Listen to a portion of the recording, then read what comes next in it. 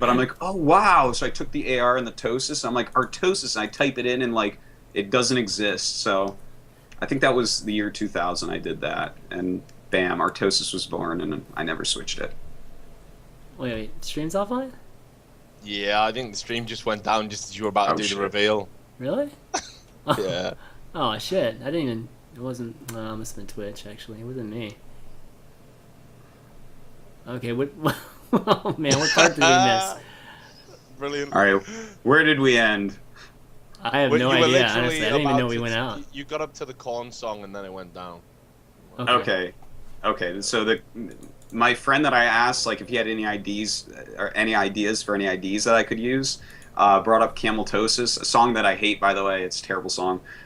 So I like took the AR from Archmage and I took the Tosis and I was like, oh my god, that sounds really cool. Artosis, wow, what is this? So I looked it up. It doesn't exist, the word. So bam, that was my ID, and I never ever changed it because I know the value in keeping your ID the same, unlike many other people.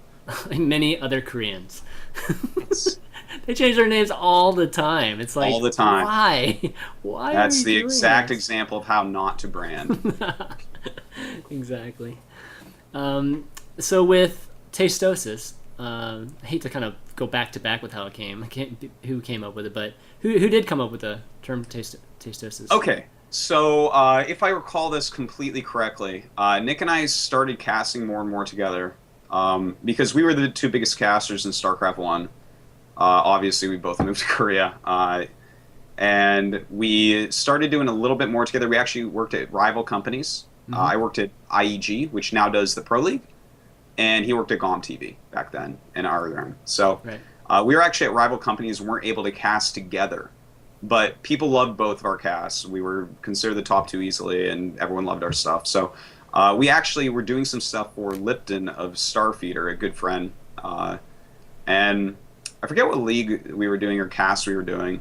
And he actually, I think what he said was we were like, I think he called us the casting Archon or something like that. It was something very close to that, or it was specifically the casting Archon. And we were like, oh, that's kind of cool because we're like two Templars that are merging.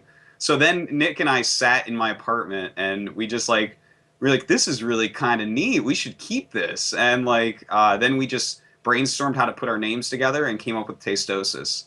And we're like, oh, that sounds cool too. It almost sounds like a breakfast cereal, but it's a little bit cooler than that. So that's how Tastosis was born. And then it was just like a way to label it when we were both casting together. Because, like, I mean, Tastosis and Artosis has a good ring to it, but, like, we wanted to have another word for that as well, so that we'd have our own brands, and then we'd have, like, a together, like, oh, you know this is going to be good because the two best StarCraft casters are casting it in StarCraft 1, so we called it Tastosis. Okay, and you know, once you guys had that, right? I mean, how much did that brand actually help you guys? A lot. You guys? A lot. I mean, that's... you can easily see that any duo that casts together at all, the first thing that happens when people are either threads pop up and people try to figure out Archon names for casters. Like, it's helped us so much because we are like the original by years and years on that, and it's really nice. We're referred to that as that all the time, which is great because we are different alone than we are together. Together, we are like our full power, the Archon, Tastosis, right? And it's like, it's an easy way to, like, for instance, this last DreamHack I went to, right? It was Artosis is going to this DreamHack. Yep. Whereas that's different from saying Tastosis is going, because that's like an easy way to package it, and it's like excitement. It's like, we're both going, that's it. We were going to see us cast together and it's going to be great. Whereas, you know, this single brand is a different type of thing. Yeah, so when it comes to brands like this, like Tastosis, for instance, have you done anything with the brand outside of just having it be, you know, an identifier for you guys? Like, have you made any merch with that? Like, I don't think I've seen merch with Tastosis on it. Has there been? I think we had like some shirts at the Handsomenerd.com and stuff, but I'm not sure exactly. Like, when we were starting to get a little bit more heavily into that stuff, the casting really picked up, so we got a little bit behind. I'm sure we would have had more by now, but you know, it's just we're busy, Yeah. or we have been busy. You know? Okay. Yeah. I mean, it's kind of the reason I asked that is just kind of more to see like what other intrinsic values come from just having this brand, right? Outside of just again, just like the community, you know, recognizing you based on that name. Because you know, even though it is great and it's kind of witty and it's unique in that sense, I mean, you guys still it wouldn't be that crazy for me to just hear Tasteless and Artosis all the time, No, right? it's certainly. I mean, they're both usable, definitely. But do we get a bit of an advantage having Tastosis being? I mean, Tastosis and Artosis are very household for esports, right? Like people know it, but they also know Tastosis. So now we have. Whenever you hear any three of those words, you think of both of us, right? Yeah, that's like true. you don't think of Taste without Artosis or Artosis without Tasteless. Tastosis, obviously, you think of both of us. Whereas you think of anyone else, like there's nothing like that for Day 9. You hear Day 9, you think of Day 9, but there's no Archon name or no partner caster name that's a that good point. automatically jots your memory to that. So we cheat. We have 3 words that Three automatically keywords. make you think of us. 3 keywords that show up like when you Google it, right? Yeah. Good stuff. Good stuff. Those are like the tags on our YouTube video or something, you know? Yeah. Yeah. So, and you know, last brand I have here is the Handsomenerd, right? Or handsomenerd.com, but I think it's just the Handsomenerd, right? Talk to me about that brand because that's obviously something separate that you guys came up with. Did you guys come up with that with EMG or was that just y'all's? Oh no, that was just this all was you guys, right? 5 years ago. Yeah, this is all you guys. Yeah. 5 years ago, you know, Nick and I were living in Korea. We were both just chilling, hanging out all the time, being good friends, and I was like, you know what? Let me look into this. I thought that because there was no good gaming shirts or anything, so I go to Nick. I'm like, look, I think we should make a t-shirt company because I'm so embarrassed by we talked about it. We came to the conclusion that all these gaming shirts that you see like from Hot Topic and shit like that, it's so bad. Like, oh wow, a Nintendo control on your shirt. Wow, cool shirt, bro. Who thought of this one? Like, you know, there were a lot of embarrassing like you are here just to make money in my space and like people are buying it because there's nothing else. Whereas we're like, we want actual stylish ones because, you know, at that point we were living in Korea and Nick was actually very stylish. Like he was up to date on like Korean styles and stuff. And, you know, I was a nerd that needed to wear good shirts. So we kind of just, we thought to make that. And then Nick is the best human in the whole world at coming up with names. And he came up with the Handsomenerd. And we were like, oh, that's perfect because we decided back then to take back the word nerd because like nowadays everyone calls everyone a nerd in StarCraft and it's a positive connotation and we wanted to do that because it's stupid that like anyone would ever be called a nerd and not feel good about that. So now it's like I literally greet all of my friends. Like if someone calls me, I actually answer the phone and I'm like, what's up my nerd, you know, like exactly. And that's a word that we want to take back and to be like the handsome nerd. It's like, yeah man, because you're a handsome nerd, that's it. Like it's I think it like really the name perfectly fulfills what we're trying to do. Where just be proud of who you are, and you know this is I love gaming, man, and I wear gaming shirts every damn day. Like I don't know if I have any shirts that are. It's a brilliant brand actually. Richard, what do you think of Handsomenerd? I like it, and I got to be honest as well. There's definitely a big market for sort of that kind of thing, gaming T-shirts and whatnot. But it's like you say, one of the things that we kind of circumnavigated around when we were talking about brands is, you know, obviously a brand has to stand for something. It can't just be a clever. I mean, that's what a brand is. A brand can't just be a phrase. You know, there's got to be some sort of association with what that brand is for, and that's why, you know, people talk about brand strength. And, you know, there has to be some associative quality. So, you know, for example, the Handsomenerd, you know, T-shirt range, you know, I think the title, you know what you're going to get from a Handsomenerd T-shirt because there's that kind of playfulness already in you know, in what it's called. My company that I work for, just to get a shameless plug in, we got our own T-shirts. It's actually probably not as cool because it's called Fragware. As obviously it's FPS focused.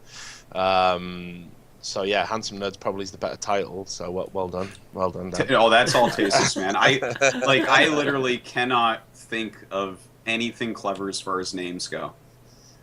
But yeah, you know, so I think you know, one of the things that we definitely should be talking about, I'll give Chris the nudge, is kind of, you know, when you create a brand, you then have to have an idea. A brand starts out as a name. You need to have an idea about what that brand's going to mean, you know, what the meaning of that brand's going to be as you move forward. So, you know, with the you know, Artosis name, it's interesting that you talk about kind of transitioning from being a player to being a caster, because I imagine the brand is more about you as a person, because you've gone through many phases in your career, even though now many people probably think of it and it's synonymous with your casting. You know, I know what I'm going to get from an Artosis cast. Yeah. I mean, like, did you ever almost descend into parody, like Athene or anyone like that, when you were trying to brand yourself? And, you know, like, what do you mean? Well, like, say for example, like, right, his shtick is he wants to be the world's best pro gamer. So he finds way to game systems within games, ladders, leagues, so he can always say that, you know, I'm the best gamer, and he'll you know, point to something that proves that, even though it, you know, it's bullshit. We all know it's bullshit. He says it's a persona. So when you were like talking about how, you know, you wanted to be the best player and stuff, and you were calling yourself Artosis, was there anything that came with that? You know, like, were you ever almost like acting, if you know what I mean? No, that's like one thing that specifically I stay away from, like, heavily, and you can see that in things that like, for instance, my new show Meta is a good example of this. Like, what my brand is, what I am, is legitimacy. I have been playing StarCraft since it came out. I have given my entire life to it for countless years, countless hours. I've lapped the 10,000 hour rule like 4 times. Like, this is who I am. I am, like, when you hear Artosis, you have to think, I actually love StarCraft more than all of you. Sorry. I won that already, man. Like, I am that is a quote right there. That is. I love it. That's good stuff. So I guess that's what it is. And I didn't mean to make it like that, but I'm just, like, really passionate about it. So that's just kind of, like, I guess what it's become. Like, this is just what I do. And I mean, I don't know how long everyone that's listening to this right now is going to stay in this, but come back in 30 years and you will literally be able to type in Artosis and I will still be here as long as StarCraft is around and people are playing, man. Like, it's just, and I think that's something that people can feel inside of the brand, that, like, I have been here forever, I will be here forever, I am eternal in StarCraft. Like, I'm going to have to get hit by a bus to fucking go away. And then there will still be my ghost at these events, right? Like, it's... Oh my god. The ghost Artosis that haunts the comm studios and various other places. Something like that. Yeah. I mean, like, I'm glad you say all that, man, because again, I always got that vibe. Like, I mean, obviously this is, you know, for the benefit of the people watching the stream. It's the first time me and Dan have actually ever had the pleasure of speaking with each other, so it's really cool. But yeah, it definitely always came across that, you know, you were one of the good guys in terms of just being, you know, genuinely giving a shit, and, you know, like, putting the time in. You know, that always kind of came across in the work that you did. But I mean, what about in terms of, like, again, when you were kind of first putting it together, were you ever thinking, like, consciously, like, about how you would transition, how you would go through the phases, you know, like, what Artosis would come to mean? Like, did you have a final kind of achievement in mind when you started the esports journey? Well, it changed over the years, right? Like, at first, I just decided to get really good at StarCraft because I was intrigued by it, and I was like, well, I'm going to get so good, because I was reading, like, battle reports on Battle.net back then about players like Jolly and Kane the Feared and Crazy Jim Lizard and stuff, and Gur and all those guys, and I was like, this is too cool that people are actually writing about how good these players are, and I'm such a good gamer, I'm going to get there. So I was like, I'm just going to be really fucking good at this game. And that was my first goal. And then, you know, I got better and started playing in a lot of tournaments. And, you know, my name became pretty well known in StarCraft 1, like, by 2001. Like, people knew Artosis on Battle.net. And, you know, I just, from there, like, by about, it was in 2004, actually, like, early 2004, I actually decided, I'm like, the next phase of my career, like, and I didn't think of it as a career, but I'm like, then, well, I guess that's when I started thinking of it as a career, because of course I still wasn't really making money. Like, I won a few tournaments here and there, and, like, prizes that I could sell on eBay, and, like, that type of thing. But then I decided, like, I am going to Korea. That's it. I'm going to either die or I'm going to go to Korea. And that was as a pro gamer, of course. And then even when I got to Korea 4 years later or so, that was a long goal to reach right there. It was as a commentator, yeah. But like I still had it in my mind that I was going to play, and then everything kind of went to shit on that, and I was completely unable to, and like, you know, I've always had something in mind, but it wasn't what I ended up achieving.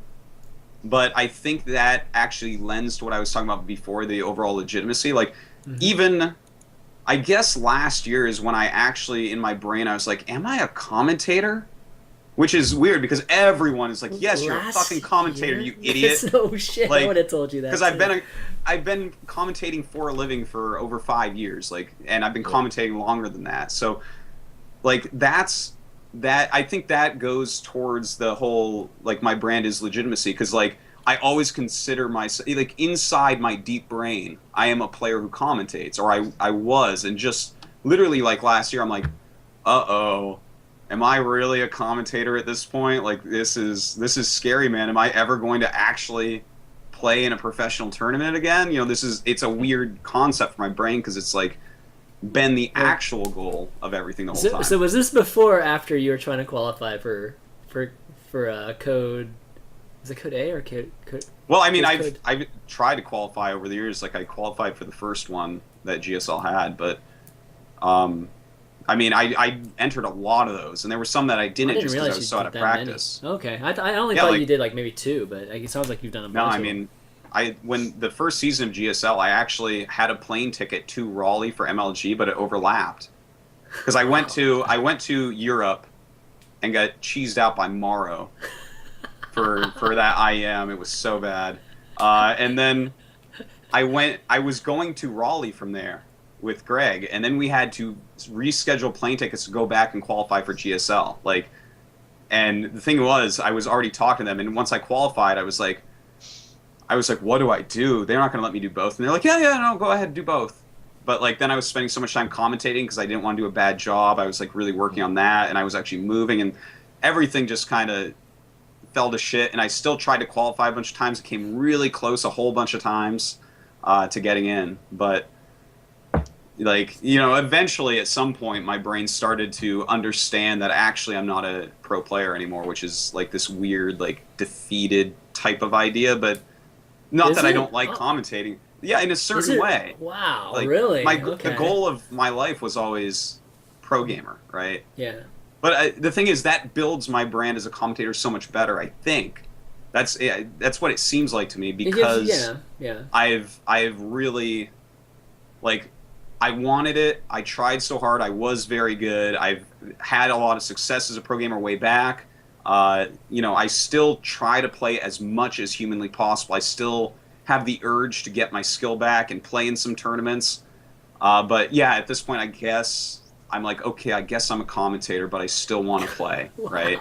And it's not like I'll ever stop being a commentator at this point. So, well, I mean, like I don't know. It's a weird answer to your question, but I guess that's what no. I were think, with my brand. Yeah.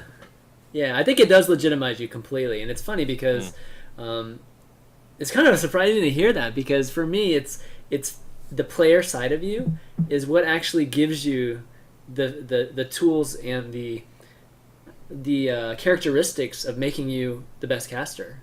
You know what I mean? So that's why it kind of surprises me, because I just feel like, oh, maybe you just realize that, oh no, the casting is actually the thing for me, you know, and but okay, cool. But yeah, I absolutely agree with all that, though. I mean, there's no doubting your legitimacy at all, and you know your brand is exactly what you've explained here, and it's really great to hear you talk about it. Just the fact that you and Nick got together and even talked about Tastosis and all that stuff pretty early on, because I think a lot of people don't do that at all. I don't even know of another caster offhand that I know of that probably planned or just did that sort of exercise from the get-go. Like a lot of these like bitter dams and stuff, I bet obviously probably came from your model of the casting archon, but you know, I don't know if do you know of anybody, Richard, that's actually like a caster that's actually thought about their brand like from the get go? To be honest, I think more and more do it now. I mean, everybody has a call name. Everybody has a moniker, but everyone's trying too hard to fucking brand, if we're honest. Like, everyone's really trying hard, like, right from the start now. Oh, how can I be this thing? Yeah? Like, no one wants to just see where it takes them, just be the everyone wants to have the angle. And I get why that's happening. Like who? You know, I hate to call people out, but like who? Oh, no. You know I ain't going to call people out, man. I can't afford that. I already got the Root guys. I can't even think if I ever of bump into a Root fan at an event, I'm going to get shanked. So oh, God. I'm not going to call people out, right? I mean, definitely not going to do that on air, especially not with, like, probably got the biggest viewing numbers ever. I'm not going to do it now, not in this show. I will happily. I mean, I just can't think of anybody. People go into it now with this awareness. You know, it's like anything. You know, you look at the success of other people, and you want to emulate that success. So you look at the model they took, and you emulate it. But there's nothing wrong with branding, though. No, I'm not saying that. I'm not saying there's anything wrong with the branding. But what I'm saying is people go into it now, and they're trying a little bit too hard, I'd say, to be the brand, you know, rather than just to be a fucking kick-ass caster or a kick-ass writer or a kick-ass player. You know, they want to be the brand first rather than just be fucking good first. You know, that's you know, I see that a lot. Dan probably, I don't know, doesn't have an opinion. No, I get what you're saying about that. Yeah. And yeah, I think quality is the most important thing. But you also said actually a lot earlier in the conversation, being yourself, and I think that's super important. If you look at everyone that's big, they're like, they start out completely just being themselves. Like me and Nick are exactly like, people are in shock because they see us off camera and we are the same. We are making jokes constantly and just shooting the shit and being friends and teasing each other. Like what you see is what you get. We're just like, that's what it is. And like, look at how Day9 got his start, right? Like, brilliant analyst, one of the smartest StarCraft 1 guys there was. And it's just people being themselves, I think, have done the best, because it's like, there's nothing wrong with you. You are a cool nerd as you are. The fact that you like StarCraft is cool, man. And just be yourself. And if you're truly being yourself and having a good time and having some confidence, people are going to like you, because who spends time disliking people? That's weird. Like, come on. What? Like, if you're being yourself and putting in effort, like, people are gonna end up liking you. I think. Who spends time disliking people? I mean, have you been on well, I guess social a lot of net? People, but I guess my point is, ignore that. Like, be yourself. Like, it's really. I think that's very important. Like, I am who you see here. I have flaws. I have things that are good about me, but I be myself. I'm passionate about it, and people like that. And I feel like when I watch a commentator, if I'm like, yeah, this is who this guy is. This is cool. You know, that I end up liking him. Yeah. So, and I think, like, I think Rotterdam is a good example of that. Of someone that's really come up a lot more lately. Yeah. That's fucking Rotterdam you're watching on that camera, man. I swear to God, I hung out with that guy, and I love him. Awesome. You know. But. Well, I mean, you can make a claim that, you know, being yourself and, you know, people accepting it. That's the easiest scenario too, right? I mean, you don't have to do anything different. You just have to be yourself. You're not going to be happy if you're acting all the time. I mean, unless you want to be an actor, I guess. But I mean, a lot of people, at least in other industries, right? I mean, brands are created off of not necessarily being themselves, right? I mean, they're more actors. So I think this is an interesting thing, because I was going to go on one of my fucking famous tangents, but it seems like it's a good kind of segue now. Okay. And that is, like, right when because I understand about branding. Like, believe it or not, even though no one knows who the fuck I am, you know, I did try to build a brand once upon a time. My gamer name was Gonzo. I had a regular column in esports dealing with the seedy underbelly of esports, all the nasty shit that was going on, called Gonzaria. You know, hilarious. That's where it came from. Okay, and then when I got to like 30. I had like the fucking esports midlife crisis, and was like, nah, fuck gamer names. I don't want a gamer name. Like, I think that with that there comes an inherent almost artifice. You know, like I'm being false, but by definition of that. I mean, I'm not saying this is true. Sure. This is just what was going through my mind, right? Mm-hmm. So I got rid of it. And I was like, my stamp is gonna be my name. I'm gonna put my name on everything, and then people know it's really me. And you can never get into the arguments, oh, but he's so fake, or it's so contrived, his guns are ear columns are trying too hard, or whatever. It's just, my name. But unfortunately for me, I share a name with a 65-year-old Jewish comedian, so no one fucking takes me seriously anyway. So that's actually, I really like what you just said there. That's a very good point. Having your actual name on your columns, definitely. I mean, that's going to lend legitimacy. You're like, this is who I am. Here I am. You can Google me. Like, yeah, I get it. It's a different feel from an ID for sure. Yeah. Yeah, but equally, I mean, the trouble with that is it's almost like the antithesis of building a brand. What I did was I deconstructed my own brand, so there was no brand. There was just a guy, and that's definitely hindered my. That's a brand career. in and of itself, right? Yeah. Like you do have a brand, the Richard Lewis brand. This is true, man. I don't know. I don't see myself as branded. I kind of see. The thing is, you're being yourself. Like, people, if someone says Richard Lewis, people know the types of comments that they're likely to expect, the fact that you're going to bring in a certain point of view and stuff. And that is just by being like, you know what, I'm going to be myself and use my name, and this is all going to be real. That is a type of branding, right? Like, I mean, that's as fear as you get, right? I mean, that's actually you, right? That's it makes it hard though as well, because like I guess, and I don't know, again, I'd love to get your thoughts on this, Dan, because right, I know it doesn't happen to you often, but once upon a time I'm sure you were criticized by the esports community, right? Like, I'm sure it must have happened, right? It happens to everybody. Oh yeah, right? I mean, that's the biggest thing about developing in esports, is can you break through that barrier of the first time you get absolutely shit on for 3 days by everyone through all manner of chat programs, and forums and stuff. But it makes the criticism, like, because it's my name that's on there, my actual real, God-given name or whatever. It makes the criticism actually like fucking hurt more. There's no, you can't separate it. Yeah. It's Richard Lewis is the asshole, not Gonzo. So when someone criticizes Artosis, can you take a step back and say, well, fuck it, it's not about me?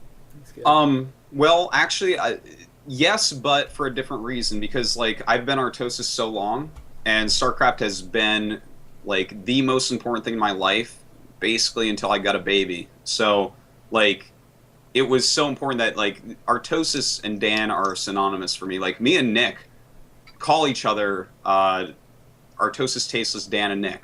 Like, it's interchangeable. It's completely like, I call him Nick and Tasteless half the time each, and he does the same with Dan and Artosis with me. So they're like, it's really a part of who we are at this point, because we've had these IDs forever, and they've been so important and stuff like that.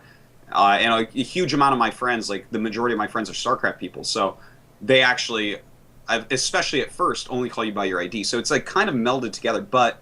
Yeah, I can definitely take a step back when people are criticizing on the internet, because they don't know what the hell they're talking about. Like, sometimes there's some good criticism. Then I'm like, oh, this is good criticism, because, that's important to be able to do. But, when it's like the pitchforks come out, I just turn the internet off, because I'm like, oh, these people are stupid. Or if they come out on Twitter or something, I just block them, because it's like, well, you are so ignorant and stupid. This is not worth my time. So I think that's more of like the grizzled. I've been in esports so long and taken so much shit that I've realized that, like, you're going to go crazy if you listen to what some little kid in his mom's basement has to say about you in a negative light, So it's a different way that I separate myself. It's not behind the shield of, well, there's Artosis and there's me, because Artosis isn't acting. Artosis is Dan Stemkoski. I play StarCraft all the time, Yeah.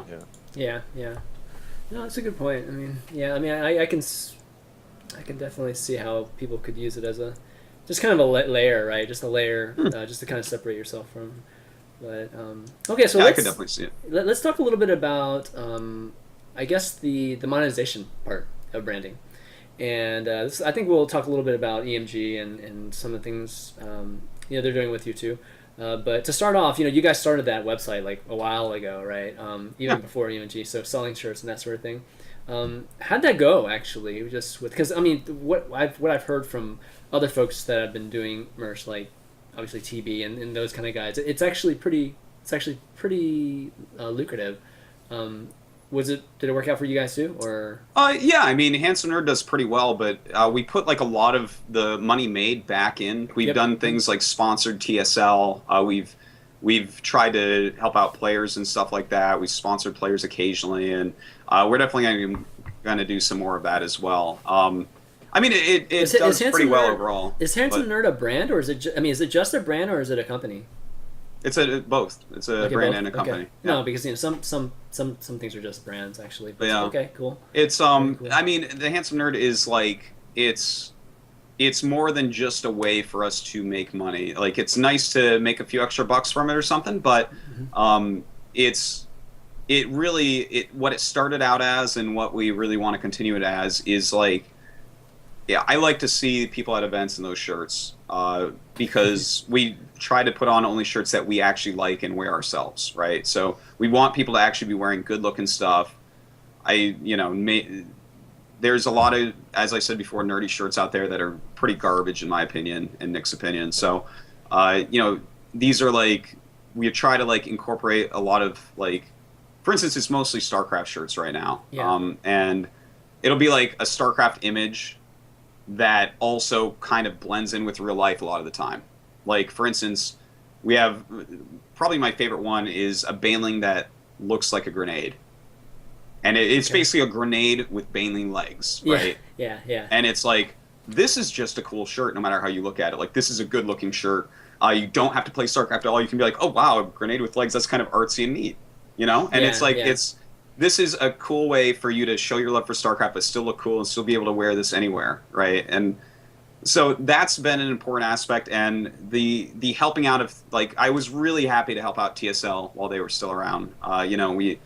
We put a lot into them, and that's a type of like really feel good something to do. Like, I feel like the Handsomenerd has done a lot of good in the past. We've tried to, at least. Mm-hmm. We've done our best with that.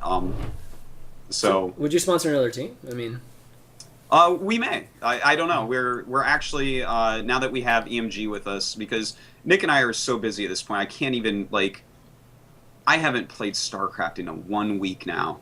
It's killing. I haven't played since last Thursday. I'm like, crazy. I've been so busy.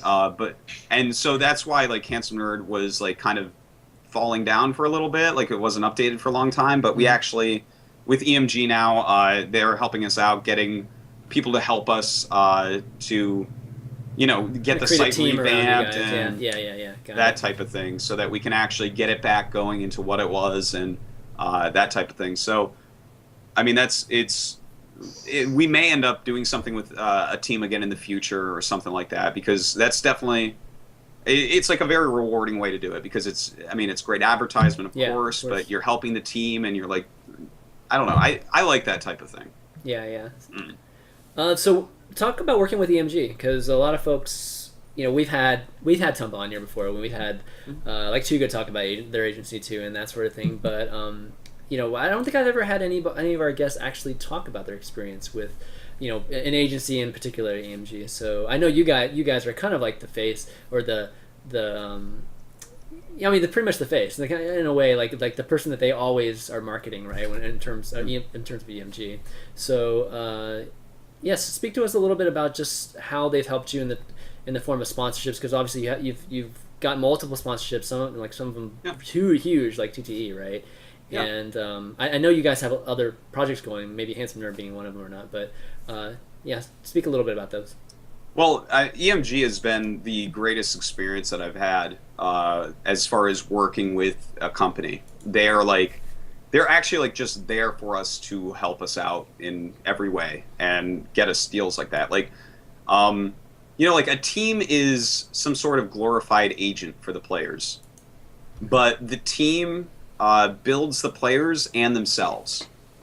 And while I guess EMG kind of builds themselves through building us, we're getting built directly, right? So it's a very nice feeling knowing that, like, I have a very specific deal. If you have a team with one super famous player and then a bunch of lesser players, is the super famous player getting as much as he brings in? No, that's being divvied up a little bit more. Whereas when you have an agent, it's a little bit more fair in that regard. Yeah, I mean, it's more service oriented, right? Versus having multiple brands like you're talking about with the team, and having, I guess, their own interests at times, actually Yeah. at times they have a bigger interest in some of the things that they end up doing with Certainly. you.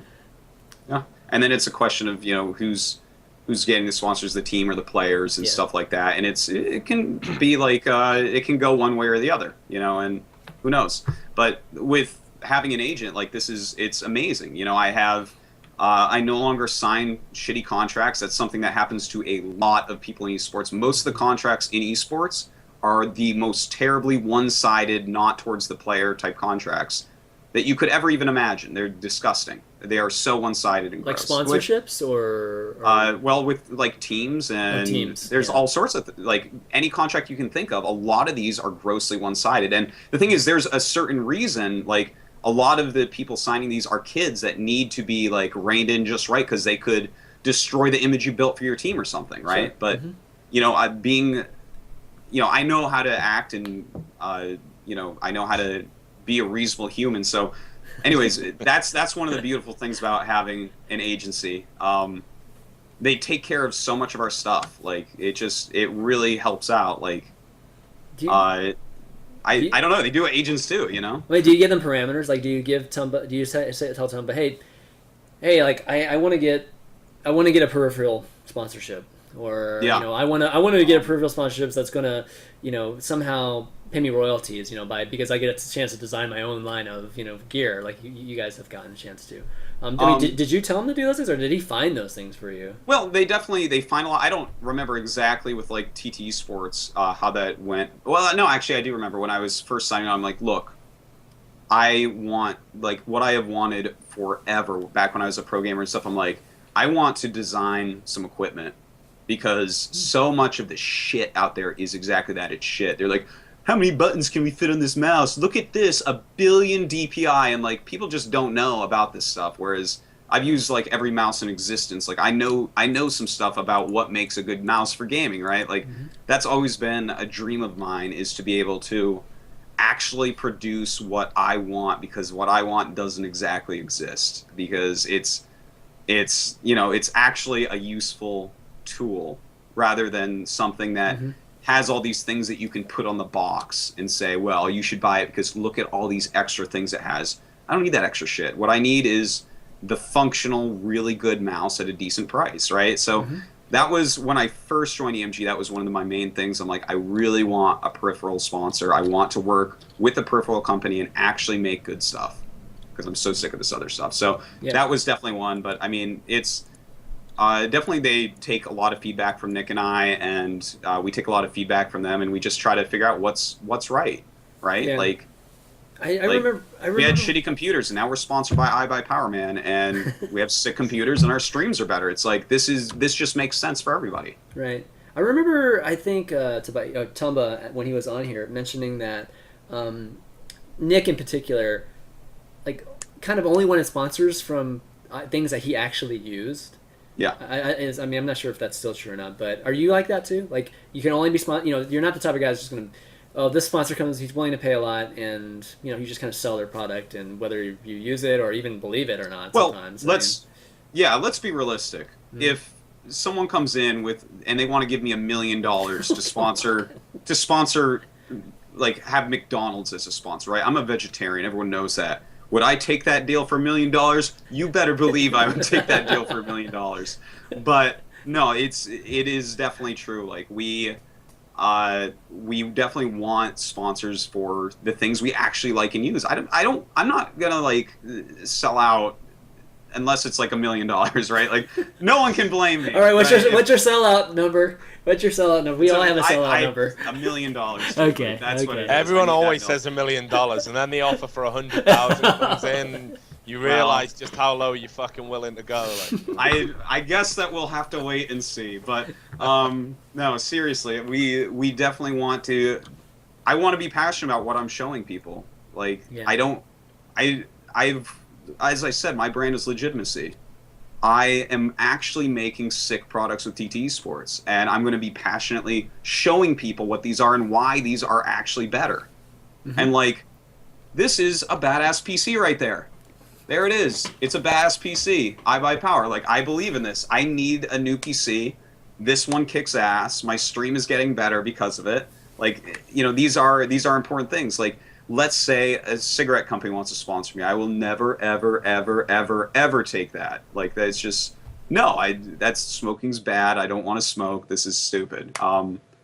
So yeah, I mean, it is true. We want sponsors specifically, stuff that we use, that we like, stuff like that. And that's what the agency goes after. They don't go after stuff that we aren't going to like. They just Right. There's no reason, because I mean, why put an overlay on my stream for something I don't like that I'm going to be half-hearted about? Right. We're not going to do a good job for them, and it's not going to look good or anything. Okay, yeah, definitely. So one of the things I know with EMG is that I feel like you guys, not only are they your agents, right? I feel like in some ways they're your business partner in some things. Is that true? In some projects?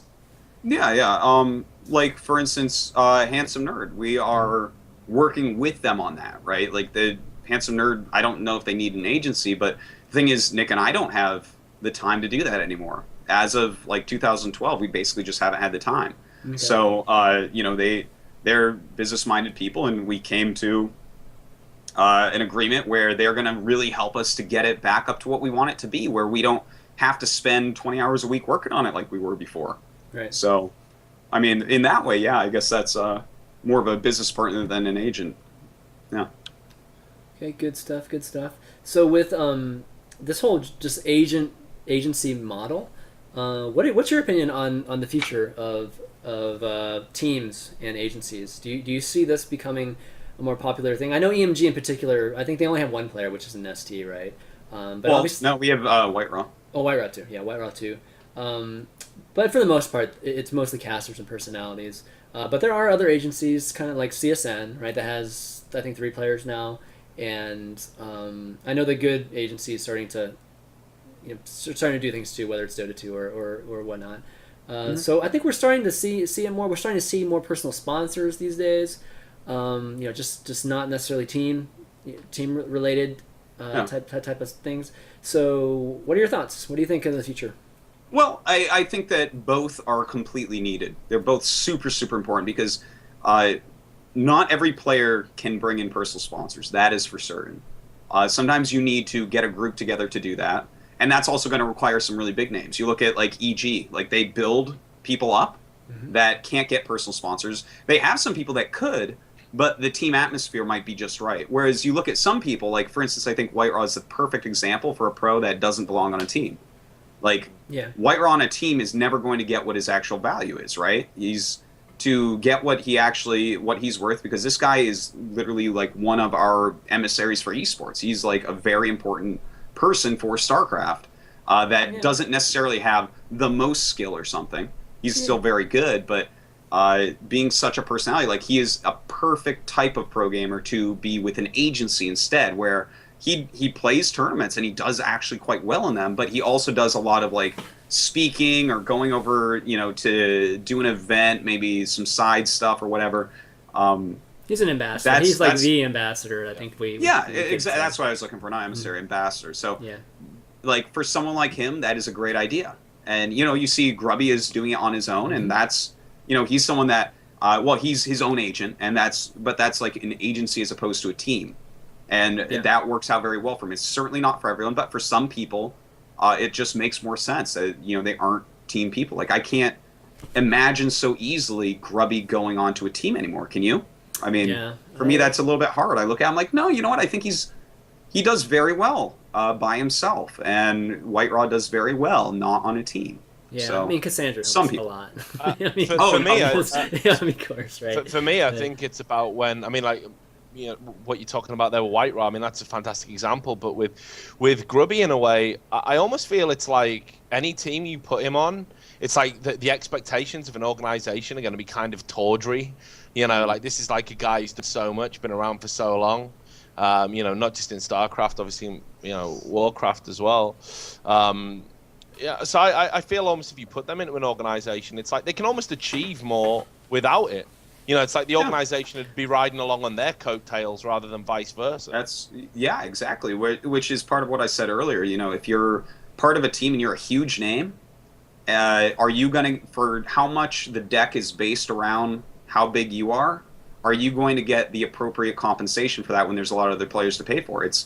it becomes a funny balance where you're like, well, you know what, maybe I need a team of practice partners, maybe I need a team that has a house, and Yeah. there's different ways that you're going to have to leverage it and find out what's best for you when you become one of these big players. But that's Yeah, it's funny because everyone's got to decide it for themselves. Yeah, it's funny because I had this conversation like with a lot of people, and my thoughts have always been with the team is that it's I don't want to call it necessary evil, but it's kind of necessary right now in our industry, just given that the age of a lot of players, the professionalism of a lot of players, they just don't, outside of like maybe pulling their parents, they don't actually have the knowledge or the business savvy to actually go and hire an agency and even know what the agency is going to do, Yeah. So I feel like these teams have kind of been that facility for them for a while Oh, now. totally. And I think teams always have to be around. I think that they are so important because there's not going to be any other way to enter in. Like you see a lot of these teams opening the academy type stuff where they're like, all right, well, you're going to be like someone we're watching, and you're going to be able to work your way up. And that's the thing. It gives a place for people to start. And in fact, for some people, the agency will never be the right call, right? Like if you look at like the Koreans, right? They need that team atmosphere because it's completely about skill over here. So they need to be in a team that's practicing all the time, and it's going to have more to do with the team's skill than the money paid and stuff like that. Whereas maybe you look in the foreigner scene, it's a little bit different. It might be more about like, well, this player, White Raw, isn't the best, but he markets himself very well. He's actually an ambassador for the game. He's actually a very important person that's going to do as many speaking engagements as tournaments. So it's going to make more sense the other way for him. Yeah. No, that makes sense. That definitely makes sense. It'll, if the team houses were a little bit different here in the U.S., it would. This discussion might be a little bit different too. As Certainly. Yeah.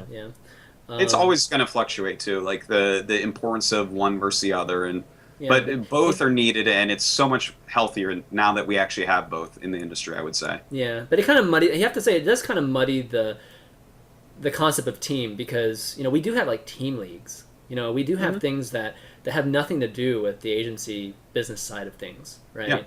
Yeah. And here in NA and whatnot, it does, I feel like, function more as an agency, a lot more so than the actual Korean team, like pro league type of teams, right? So it's there's weird. definitely kind of weird there. The whole spectrum for sure. Yeah, for sure. All right, why don't we move on? And I had this topic meta, but we'll spend like 5 minutes on meta. So how you liking being a show host, man? It's pretty fun. I like it.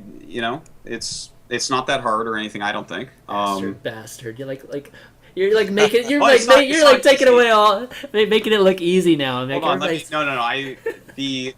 To be fair, I take a nap after meta every single time. I actually just fall asleep because it takes a lot of energy. But I thought, going in that it might be like harder than it was, but I'm improving at it and getting better. It's a little bit different from being a guest on a show for sure. The guest is definitely way easier. There's nothing easier than being a guest on a show, man. But no, I like it. It's fun. I really like what I'm doing with meta. I'm staying away from drama completely and just like focusing on what I care about, which is the game, and like focusing on having a lot of pro gamers as guests and stuff. I really want to give them a bit more of a voice on some of these shows. What I'm trying to say, I guess, is I like the direction I'm bringing meta more than I like any other show out there, and so I'm totally into my own show. It's badass. Okay. Okay, let's just. I was going to ask another question, but I won't ask it. We'll go on. Let's move on to kind of. No. Why not? All right. Okay. You can't throw that out there, Chris. Come on.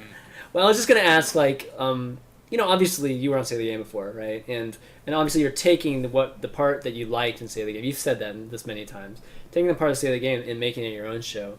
And you were trying to avoid drama, but the thing is I guess straight up, like, was there drama involved in all that? With leaving Say the Game? Yeah. There were some really big disagreements. Okay. I want to make a really great show that's like fair and good and has a lot of great content and has the pieces that I want. And so I made meta. I just broke off, and there was a lot of disagreements. Okay, fair enough. That's about as much as I'll dig, Richard. Okay. But I'm not going to say anything. I'm just going to say, as a host, it's your responsibility to dig, and Yes, I'm just going to leave that there. Yes, yes. So. Yes. Well, it's just we're running a little late, so I wanted to get to this next topic, which is kind of our token SC2 topic, because watching Meta, I watched it to stay the game all these years, and just listening to you talk about strategy, I've always thought, oh my god, he's like reading my mind. I mean, this is like crazy. It's like a kindred spirit but he just doesn't know anything. Just doesn't know anything about me about this connection.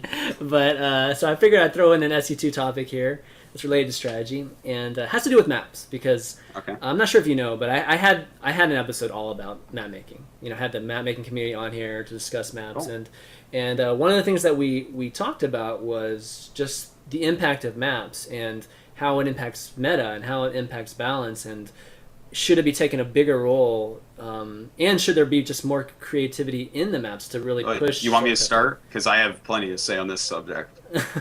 This is exactly okay. In StarCraft 1, the game got to a point, and then all that changed were maps, to the point where they would choose what race was going to win sometimes based on the maps. Okay, like, I can see that. Yeah. People heard about, what did we call it? Like the Protoss Autumn or something?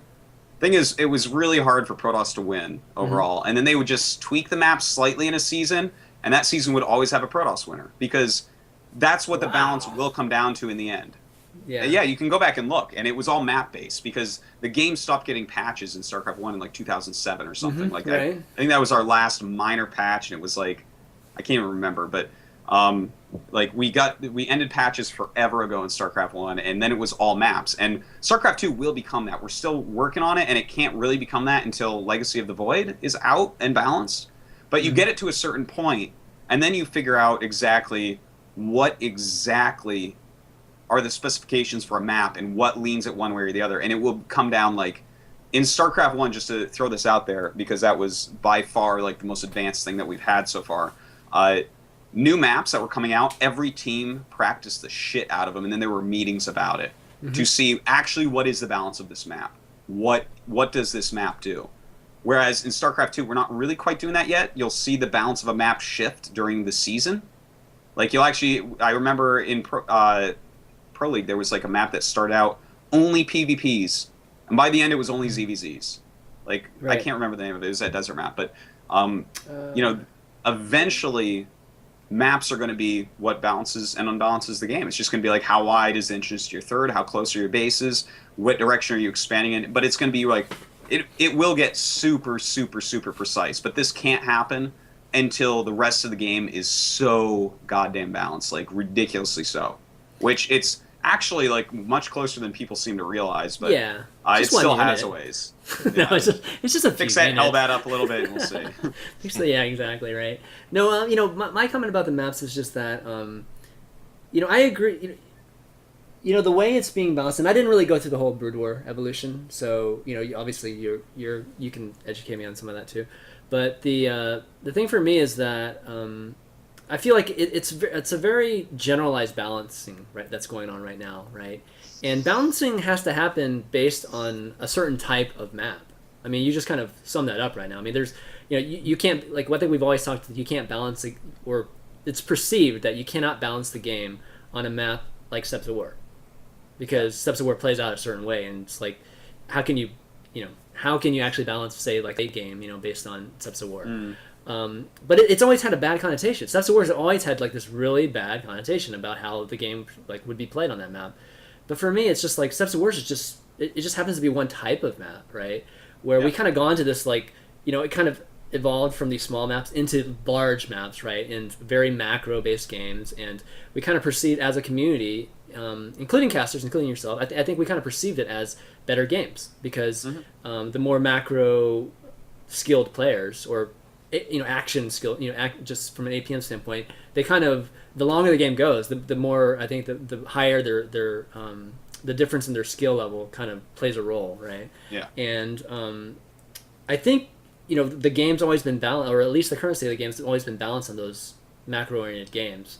And do you think that is what you're talking about with base balance? Is just these long games because again, like I feel like even though the Koreans actually mix it up really well, they actually when they're playing a series they do mix up a lot of proxy builds and that sort of thing and kind of mix that kind of thing. But I feel like a lot of times it's a bad like we just have a bad connotation with that type of play. That's cheesy, right? I mean, we can call it cheesy, and in reality, it's not. It's just part of the array of play that's available in this game, right? Sure. So I don't know. What are your thoughts on that? Okay, so variation is something that has to be taken into consideration when making a good esport. I would go as far as to say, Richard Lewis, that some FPS games don't have enough variation in the winner. Like, I remember watching Quake tournaments, and I would tell you, out of the 16 players playing, these 4 in the top 4, these 4 in the middle, these 4 at the bottom. Every time, right? And you need a certain amount of variation, but you can't have too much variation, because if you have too much variation in winners, then you can't get storylines, and the pros won't stay, because they're like, well, I'm the best, but too much randomness is occurring. So the thing is that the smaller the map, the more cheesy it gets, the more variation you get, which is actually a big problem. And in fact, in StarCraft 1, one of the ways that you measured balance for Terran versus Zerg on a map is the second Terran leaves their base, because there was always a place for an Overlord to see this, or a Zergling to see this, the second they leave their base, if Zerg starts a sunken colony, which is a spine crawler, in StarCraft 1, if it can't finish by the time the Terran gets there with a Marine medic force, the map is imbalanced. Yeah. So like that is because otherwise, what the fuck are you going to do? You're going to just sit there and make Zerglings and just make Sunkens, Exactly. So to stop the randomness and variation, you have to have the map to be a certain size. So that's my opinion on that, and why we look more towards macro games, because the better player can get themselves on top more often in a slightly larger map, whereas Steps of War, the variation is going to go so crazy that it's not good for the game. Yeah. So with the Steps of War, I definitely agree with you that there has to be a baseline, of I guess parameters or restrictions, because that example you gave is perfect. Like, you can't do anything about it. There's situations where you just cannot do anything about it, and those should definitely be taken into account. But I think that there are some smaller maps that I feel like would force skirmishes, like that early on kind of. Let's just throw out like Lingbane versus Splitting Marine, those type of the situations, right? And those in themselves, I mean, in some ways, those are sometimes more impressive. Like, you can actually see everything that's just going on, right? That's supposed to be impressive about that situation in the game. And like watching Marine King, for instance, those days, right? Like when we would see just amazing splits by him, and he would just turn a battle around just with the cost efficiency that splits. I feel like sometimes those skirmishes aren't valued enough. Like, just the ability to control micro those situations aren't valued enough in the current state of things, because again, like, it's just, and that's why you see things like sometimes you see like Innovation losing to Roachbane busts, and it's because he probably hasn't, as much as he's probably practiced defense against it, he probably hasn't practiced it just insane amount. You know what I mean? Just like, because there's obviously so many other situations to practice. But what do you think a pro would look like if he practiced those cheesy scenarios to the amount at which they practice everything else right now? Well, the thing is, if you practice, because a pro's time is completely used up already, right? So pro has X amount of hours a week. Let's say a pro plays 80 hours a week, which would actually... That's reasonable. Right? Yeah, actually reasonable. So what if they're practicing 40 hours macro and 40 hours of the earlier game cheesier stuff? That's the question, right? Yeah, pretty much, yeah. Yeah. Well, the thing is, once you know a cheesy kind of aggressive build is coming, you can get a huge defender's advantage, because you just... It's not like for instance, if a Baneling attack is coming and I can figure that out as Protoss, I throw up some extra cannons and some extra buildings, and then I just win the game, right? So it doesn't matter how many times you practice the cheese. If the defender knows it's coming in time, they'll stop it every time. Yeah, so but that's a different thing, though, right? That's. I mean, okay, so keep going. I mean, having information obviously is something that's not guaranteed, right? No, it's not. But you can do things to put that into your favor, and at the end of the day, a lot of top-end StarCraft matches come down to percentages.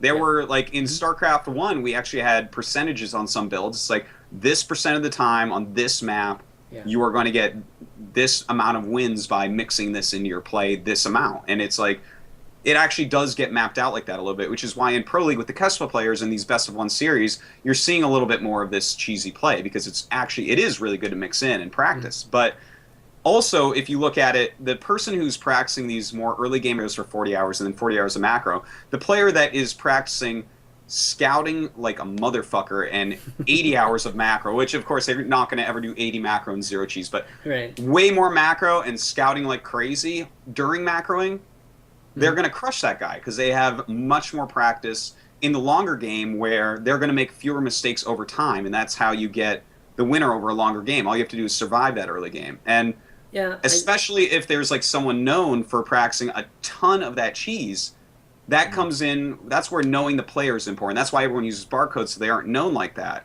Right. But if you know the style someone's going to use before they use it, or what they're more inclined to do, you might just make an extra bunker because you're like, okay, this guy like 60% of the time does this all in.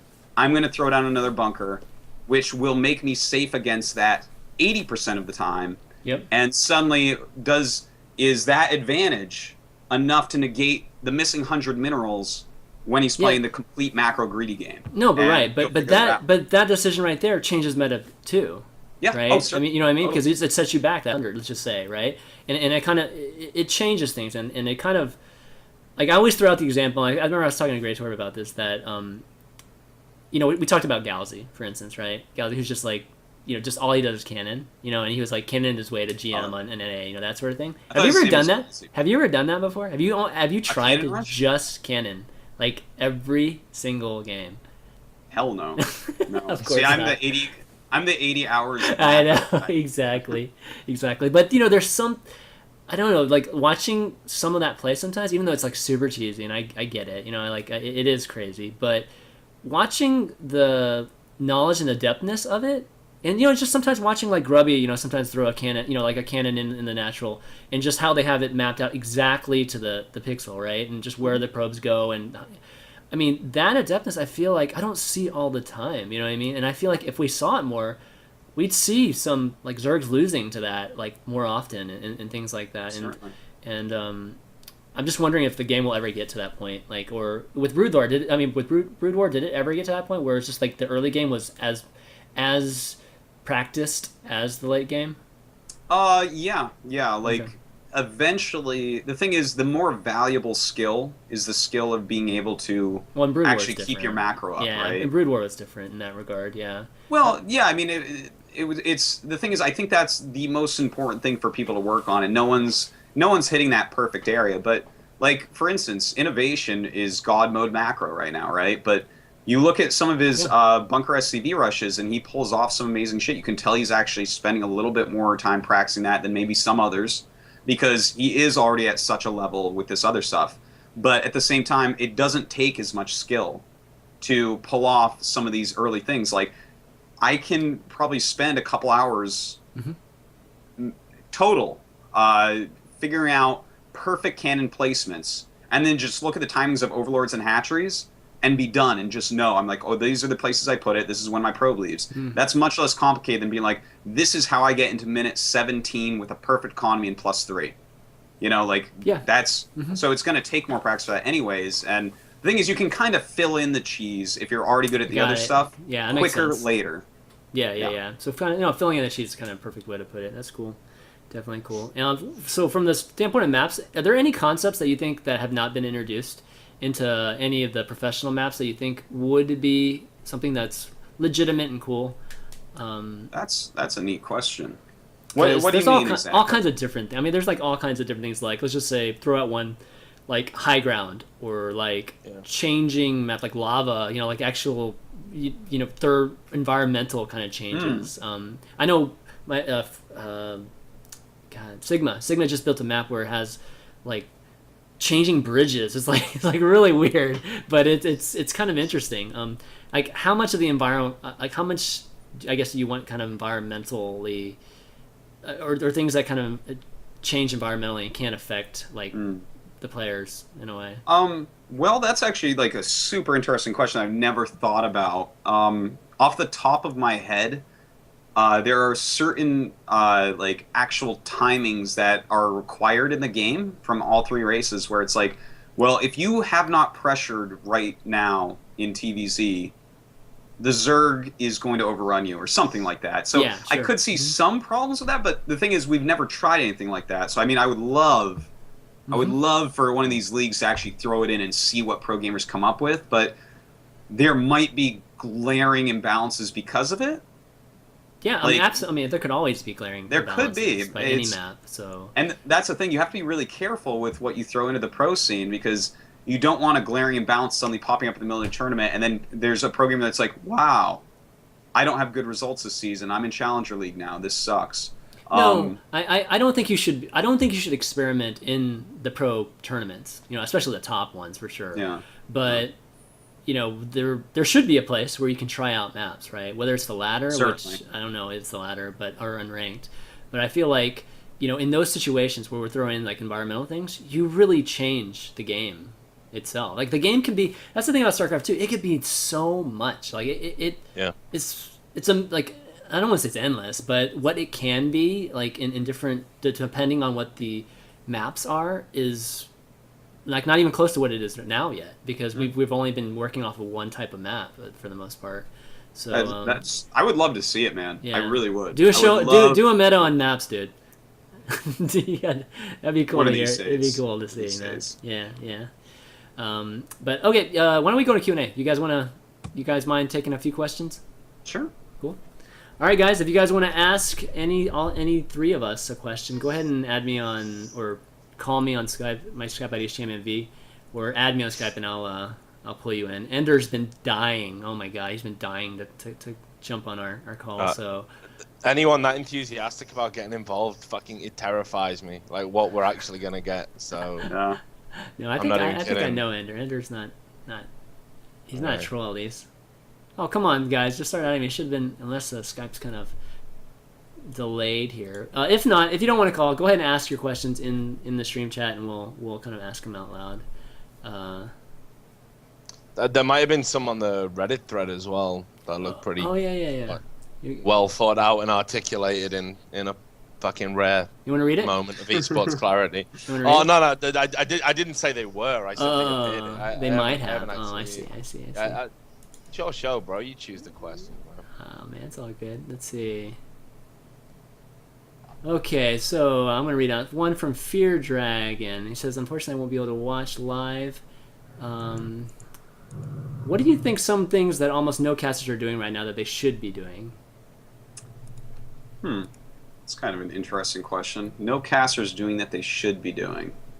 Well, I don't know that there. I think that that's like too strict. yeah. Like there's casters that are doing all sorts of things right, you know, like I would say let me change it slightly because there's nothing that no casters do. If I knew that, I'd be doing it, so already the thing is wrong, right? Well, So- maybe the question is like, what are some things that, I don't know. It's kind of a weird question too. But what are some things that you do that you think that no other casters do? Well, I wouldn't even go that far. I think that there are lots of casters that do things I do, but I would say overall, like especially for up and coming casters, do not don't like if you don't actually know about the game, don't fucking pretend like you actually know about the game. Right. It Right. kills me when I watch a caster like talk shit on a pro player for something they did that was wrong. When I look at the game and I look at it, I'm like, no, based upon everything he scouted, he actually just got tricked. That was the right decision. That wrong decision he made was actually the right decision if you were actually smart enough to see that. And, you know, that's a frustrating thing to see. So I would say really avoid acting like you know everything if you don't. And Well, if you're going to say the player did something wrong, you better be fucking right because that I think is a frustrating thing for pro gamers and other casters and fans and everything.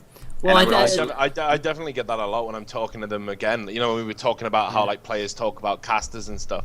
One of the pet peeves of any top player is how fucking dare they say, you know, this guy who knows nothing. Like, how dare they say I did it wrong? You know, Yeah. like Yeah. it does happen. They get so unbelievably angry about it, you know, and rightly so, I guess. Well, I think No, I mean, you should know. If you're going to say it, you need to know. You know, you need to actually know that this was actually, no, you did mess up. Like, you made too many colossus. You know, like. Yeah, I mean, I think it's funny because I think guys like you and Apollo, who do a lot of research and obviously play the game too, put a lot of pressure on everybody else to really, the classic make a call as to what you think they're going to do next, right? We see that a lot. Like, people are just having to guess, or they feel like they have to like call that out because you guys do such a good job of it, and there's value, I guess, intrinsic value that comes with that. So, so you're saying that if you don't have it, you should those guys just should not do it and just guess. I mean, say something else. Like, there's a lot of things that can be said. Like, I could do a whole cast without saying what they're going to do next. Yeah, and I could, it's like I could, but I have a good opinion on what they're going to do next. So I give that opinion. If I'm wrong, I'm like, oh, okay, I see why they did this. This is really smart. Okay, that's important. Then also the one other one, you don't have to make jokes in your cast. Sometimes I see people trying to joke and they just like have maybe no synergy. Like, it's a new casting partner and it just doesn't work and it's awkward. It's like, you don't have to joke in the cast. Like, it can be a completely serious cast and still have people enjoy it. Absolutely. Yeah. So just be yourself, like Richard was saying earlier. God, seriously, that's the theme of this show. You can't be yourself, man. That's a good awkward fucking caster when a joke goes down like a lead balloon or some shit, man. They're the best. Like, that's the truth. All right, let me pull in this collar and we'll just cross our fingers, man. Okay. I hope this goes well. I'm scared. I might hang up real quick if he hurts my feelings. He's not gonna hurt your feelings. Hold on, let me fix this while we got your pictures. Richard loves this picture. Hi there. Hey, what's up, bud?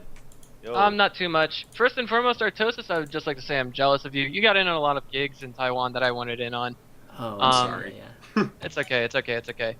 But I'm trying to think here. What else was it? Also, I wanted to sympathize with you because 14 hours of casting a day, like I did 7 today, and that just drove me nuts. Now, let's just get right down to the nitty gritty. I've got 3 questions I wrote down in a notepad. Okay. Only 3. Wow. Okay. Well, okay. Like, I want to be the quote-unquote established English caster for the China scene. What do I do? That's question number 1. Question number 2 is, I'm going to Korea next semester to study abroad. I will graduate without coming back to America. What can I do after that if I want to become a caster? And 3, what are some resources that I can use to improve my casting?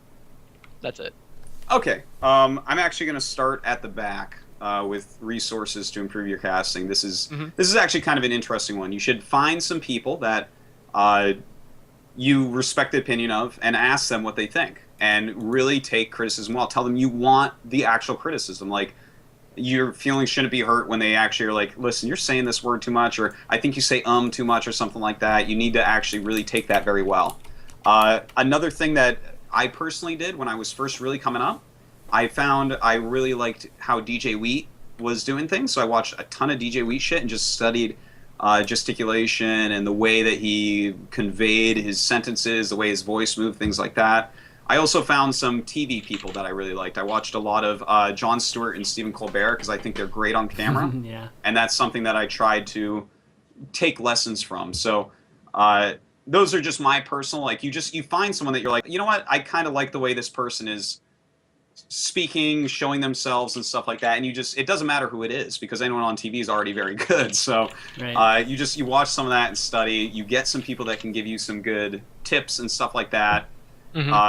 That's how I would go about it. And of course, other ways to improve, you have to practice a fucking ton. Like, there's no way around just doing a billion commentaries. It's important. But yeah, so I would do those. And also, when you start actually commentating, there's going to be a lot of negativity. So just try to siphon out the useful criticism that sounds reasonably like, you know what, I kind of felt like what this guy's saying is right, whereas other people like, you're terrible, go home, like, just ignore that. Like, that always happens.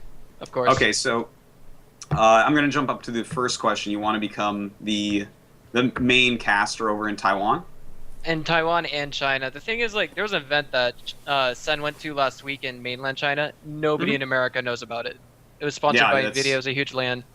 That happens a lot, which I'm very sad about because I love watching Chinese players. But, I mean, this is something where you need to start getting your name out there a bit. Like, what you should be doing is don't expect to be paid for a long time, first off. Like, if that's I'm already paid. I'm already paid. I got Twitch revenue. I'm getting paid a little bit on the side, but it's nothing that I can make a living off of.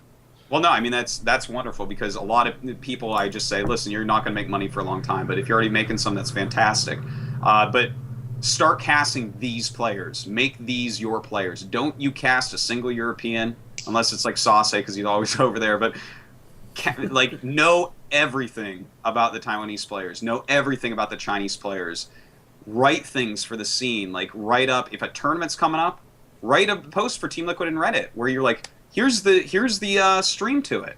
Like you should go watch this. This is great. Here's a little blurbs about these players.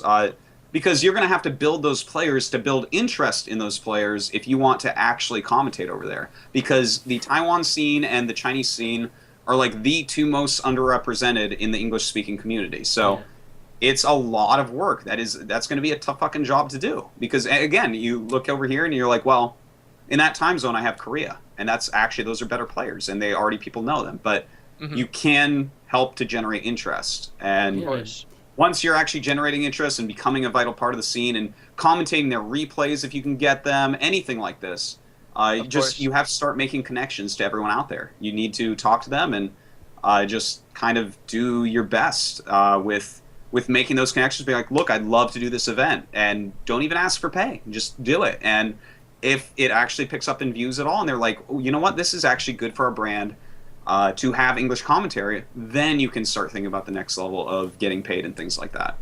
All right. What about when I go to Korea next semester? Like, I mean, that'll surely kick down the budget for a lot of Chinese events because it's obviously cheaper for me to go there from Korea than it would be from America. Yeah. Well, I mean, so you're gonna live over here and study, right? Daegu, but not Seoul. Yes. Oh, okay. Well, I mean, Busan has an international airport that has pretty cheap flights to Taiwan and to China, so that shouldn't be too big a problem. I mean, this is, again, about making those connections and showing that you are a worthwhile commentator for them because you know these players inside out. That's a valuable thing. Like, I have met commentators in other smaller scenes, like, and now that I say that, for some reason, his name isn't coming in my head. I met this British commentator that knows all the British players, and I talked to him before every match that I casted at WCS UK last year, and he was their scenes caster, and like he's a valuable person to have at an event over there, and it's possible to become that for that area. You have to start making your connections after you show that you know the players and you're a valuable asset. You know, that's the important thing, because you can't just get it. You have to like do a ton of footwork. Right. All right, buddy. Thanks for your question. I'd like to give a huge shout out to the community. Thanks for anyone who's been supporting me. If you're not, then, you know, I mean, just great. Thanks anyway. You're feeding me more. Thanks, man. See ya. All right, see ya. See ya. No, he's actually a good guy. I actually know who he is. It just dawned on me I actually know who he is. I'm so bad. God. All right, Laser's next. Lasex. Lasex. All right, let's see. Hello. Hey, how's it going, man? Hello. I actually have a question for Artosis. It's will we ever see any more of GSL off the record or anything of the sorts? Because I really miss seeing more things of the behind the scenes of the Korean pros. You know, I don't think we're ever going to bring back off the record. That's my guess and opinion. I've never asked anyone, but it's a very different esports scene out here right now. When we were doing off the record, the Kespa players hadn't switched over. And off the record was a great way for us to build some of these pros for the new StarCraft 2 fans that we had in the ESF, Esports Federation. Whereas now it's split up. It's like half and half for pro gamers on both sides. And the practice regimens, because there's so many pro gamers, are like really buckled down. Kespa already is a very buckled down thing. So I doubt that we'll really see stuff like that. I know that there's some more content trying to get a little bit more behind the scenes coming out with Machinima.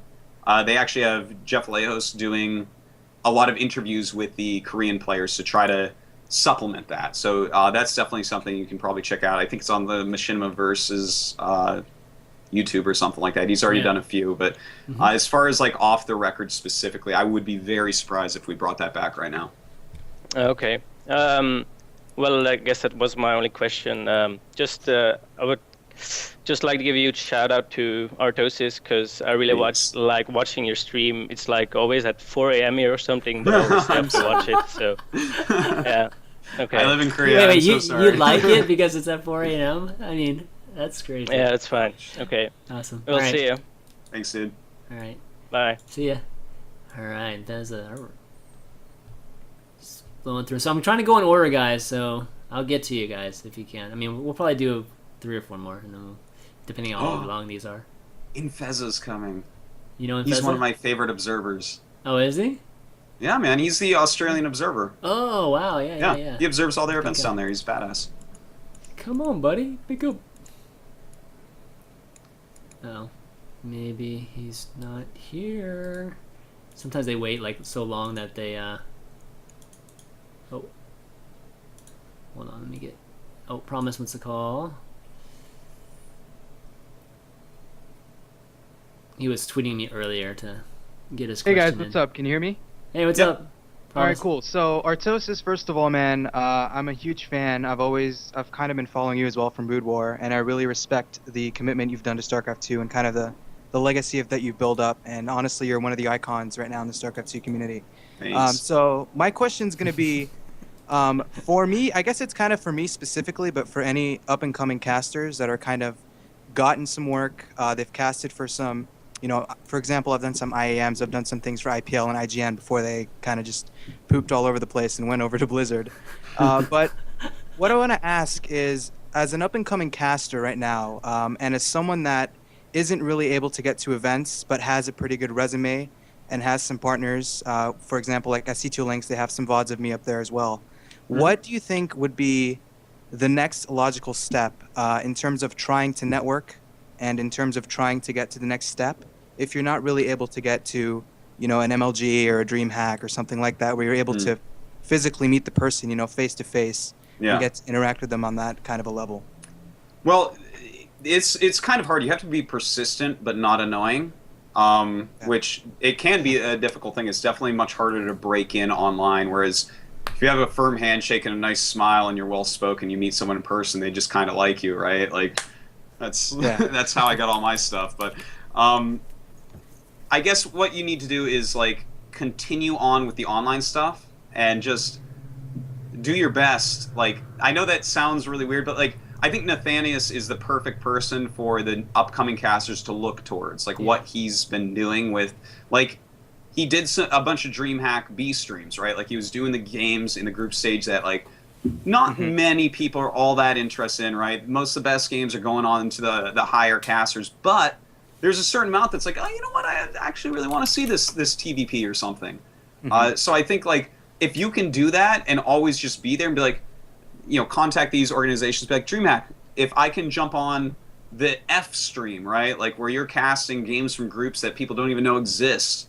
Like, if you're, like, always there, always on time, like, you're producing it as best as you possibly can, you're not causing any problems, things like that. Over time, I feel like you can, like, raise your credibility and stuff. And I mean, look at what it's done for Nathanius, right? Because he was doing all of these things, and now he's at DreamHack this weekend. That's funny you mentioned that, because I used to actually cast with Nathanius. I kind of got into casting before he did, and now all of a sudden it's like me looking up to him. I'm like, all right, Nathanius. I mean, Nathan got a lot of love for doing casting on his stream during Pro League. He's a trooper, man. Whiplash he's the guy that, like, wakes up at like 3 a.m. to cast DreamHacks, and if you ever see his stream with webcam, he's like barely awake and has like 5 cups of coffee next to him, trying to get through the games. But yeah, I guess that's what you got to do, man. If you want to live the dream, it is. You gotta work it. I don't know about the part of casting over another thing, because you're kind of stealing their views, but the other pieces, like the DreamHack type stuff, is, hey man, this is, if companies are paying money to create content and you steal their views, I'm not cool with that. But I'd get banned from Twitch as well. I don't think I want that to happen. Yeah, you get banned from Twitch. But no, I mean, you get banned from Twitch for casting at the same time as Pro League. Well, I mean, if there's like Pro League going on and I run I their don't know video, how this went. I never. Not stealing their stream. You're just literally literally I guess sitting in that- front I of a guess camera that should just be talking. You know I what can do mean? the audio, but if I have a Like- video, then that causes problems. Yeah, that's what I'm talking about. Yeah, it's just Okay. audio. It wasn't like video. No, it wasn't like literally watching in the browser. No, not like that. Okay. No, that's really. All right. So we're all clear on that. Yeah, then. exactly. But no, that's the way to do it. Like being there, being on time, middle of the night. You're showing your effort. It doesn't matter the time zone. You're doing it for free. You're not going overboard with bugging people and stuff. You know, someone that's like begging to cast is different from someone that's like, I would love to. If you have some extra games that I can go ahead and jump into, you just let me know. Is there an admin or something that I can just jump to and be like, can I jump in this game or something? And like constant nonstop hard work will always push you forward. That's So for it sure. all comes down to consistency, basically. No doubt about That's all that. it Consistency is the number one thing in esports because there's so much content out there. If you're not consistent, you're not going to get any views. It's just never going to happen. Okay. All right, buddy. All right. Thanks for the call, All guys. right. Yeah, no problem. Thanks, man. Okay, I actually got a question from just somebody typed it to me. How with casting, how much do you value statistics that overall statistics that have been given to you to kind of use in your casting? And would it be cool to have like a ton of statistics at your disposal to use during your casts? Well, statistics. This is an interesting question because some commentators use a lot of statistics. Like Calder uses quite a few, and I think he's a very good commentator. He uses very many. I use very few, like very, very few, because anytime I see statistics, I can see like all the holes in them because statistics are like sometimes really useful and very interesting, but sometimes they're complete fluff numbers. And I look at them like, well, these games that we're talking about are from 3 seasons ago. You know, like he didn't play any TVTs last season. These stats are no longer valid because I know that his skill set has changed. Like, it definitely can be useful and it gives you more talking points, which I think is very important. Yeah. Like, What having about enough general talking statistics, like statistics on like just a large amount of Kespa games, for instance? Let's just say like you had access to all the Kespa statistics and you came up with things like, between minute 12 and 15 on this map, in this matchup, Protoss wins like 85% of the time. Yeah, something stuff like that. Mm-hmm. I like stats like that, like very specific stats, so that I can look at that and say, well, these are the sets of timing attacks that hit during that time. So these are going to be what Terran is scouting for or something. Yeah. Something like that's very useful. But then sometimes you get other stats too. I want to like just give this really brief story. In StarCraft 1, people are like, Andromeda is balanced in TVP. And I'm like, no, it's not, you idiots. So I looked because they're just quoting the map score. And I look at it, and like 70% of the wins are from Flash, and it's like, okay, guys, do you see like how this is absolute? And all the wins from everyone are like 2 or 3 base all-ins. It's like this is so stupid that anyone could pretend this. So you have to be very careful with the stats that you're saying, but they definitely, they certainly have their place. And if you don't rely on them as telling you, well, this guy normally beats Zerg or something, but it's like all his losses are in the last recent games and there's been a patch or something, like you really have to factor that in, I feel, for really top commentary. Gotcha. Richard, throw in a question while I find another caller.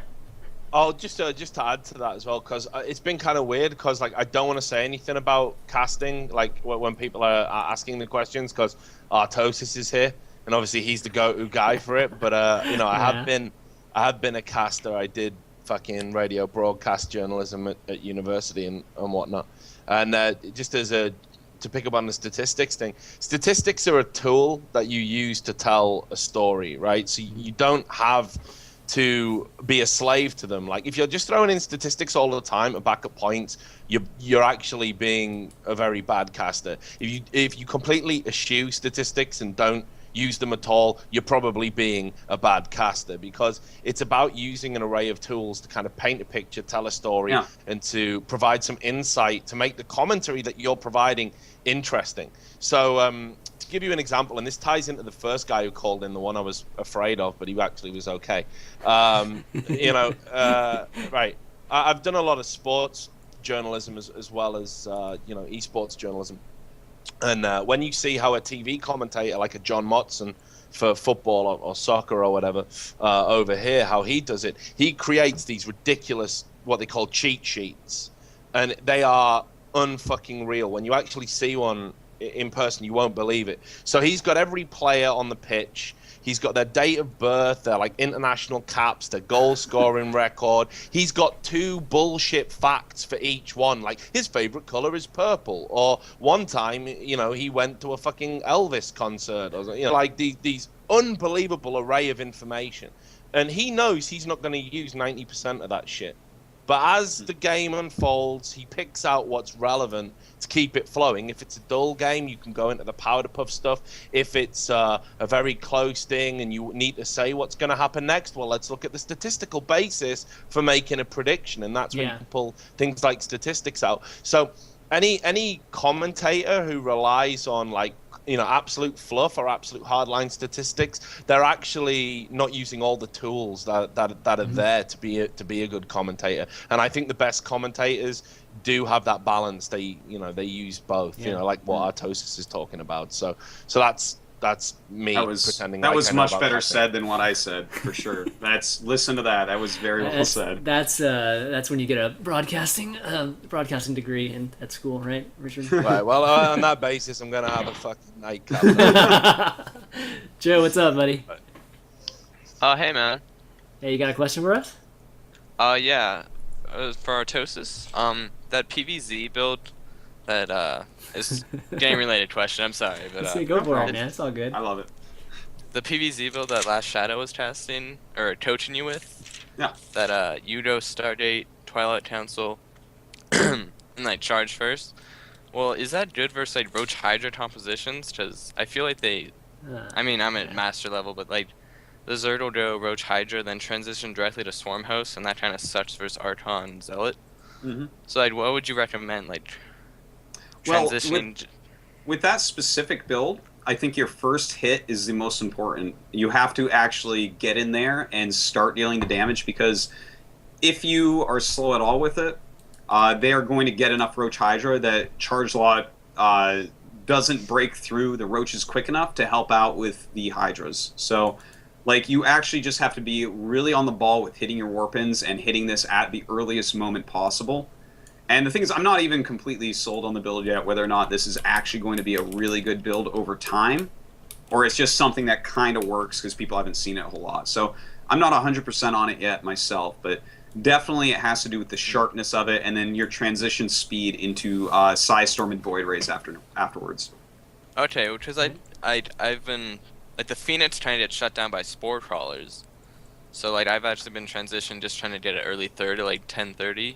Mm-hmm. Is that better than actually doing the push itself? I don't think so. I think you have to push because you've already put the money into charge lots. I think you have to get in there and force.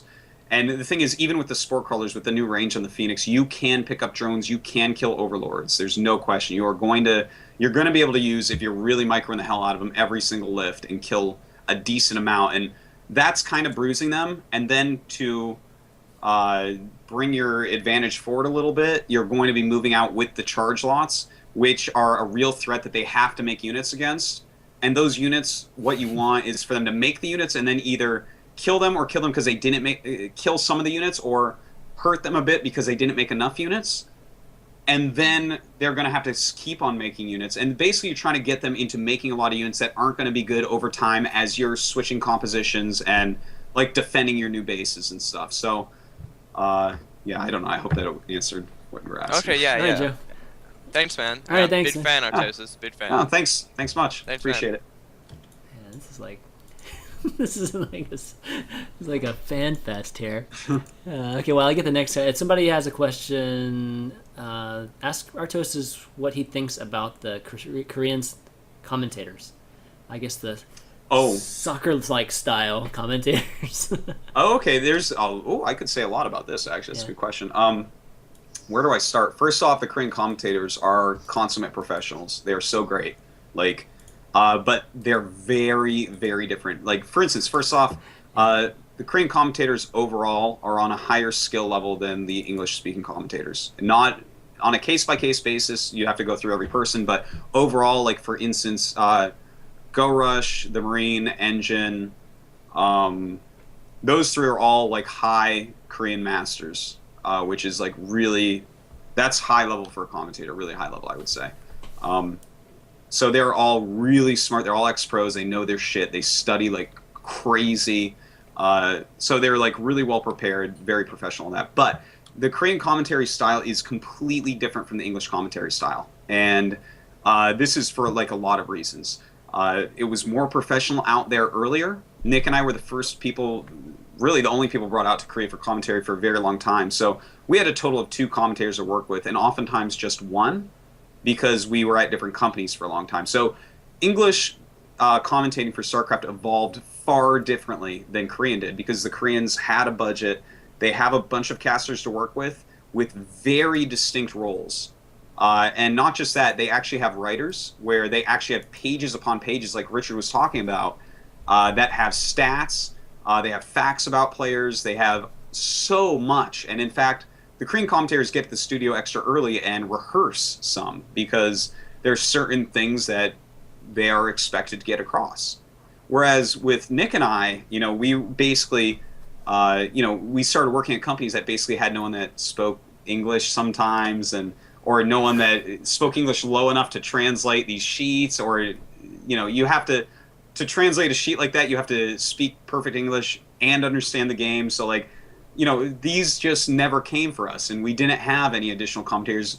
It took us like 3.5 or 4 years of living in Korea before the 3rd English commentator moved out here. So we never, and then by that point, it's like, well, we are a brand, we are a duo. We are not going to try to screw that up with a 3rd person that hasn't been in this industry for like casting 7 years like us or whatever. Right. So it's a very different product. It's a very good product. It's well refined. They're great at it. They have so much energy.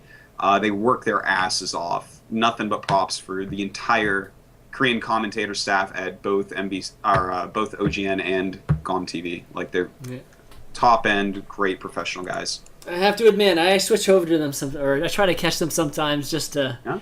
Just that energy it's is a awesome. different excitement level. It's like I don't even have to understand what they're saying. It's like like I they do have some jokes in there and stuff. It is a different style, and some people prefer it, and some people prefer what Nick and I have created, and I guess it's up to every person what they like. Yep. All right, let's take one more. Okay. We got Pylar. I think Pylar was asking a lot in chat. So this is another one. Hold on your butts one. Oh boy. Yes, I got it. What's up, man? Here. You got a question, Coach? Alright, I gotta mute the stream. Alright, what's up, dudes? What's up, man?